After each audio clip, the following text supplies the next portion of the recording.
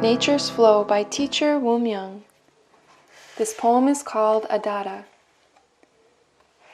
Dear Adada, you have been born into this world as a human being, but you are a dumb mute. However, you are infinitely good. Dear Adada, who could possibly know your heart? Dear Adada, my eyes well up with tears at the thought of you. There is no way to know why you are in your predicament, you with your good heart. All is well even if you cannot speak, you with your good heart. All is well even if you do not speak. What could I do to soothe you of your hurts? Nonetheless, you are happy, for you have not a single care or worry.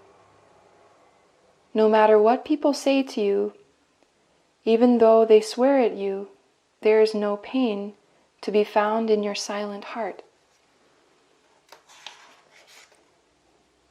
Dear Adada, you could not possibly know my heart. Dear Adada, though you are in that world, I will make sure to save you. Eternality is salvation. Eternality is salvation. Many a times you have cursed the day you were born as a human being. The pain in your heart must be very great.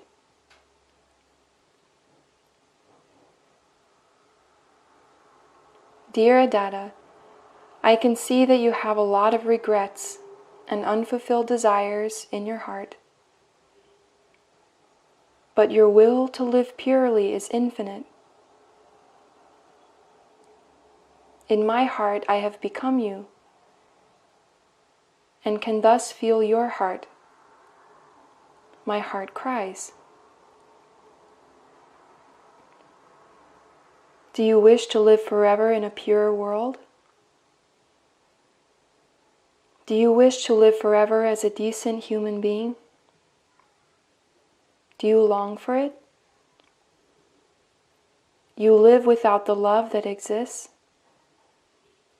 and even without the love that does not exist, you live on silently, accepting everything as being fate.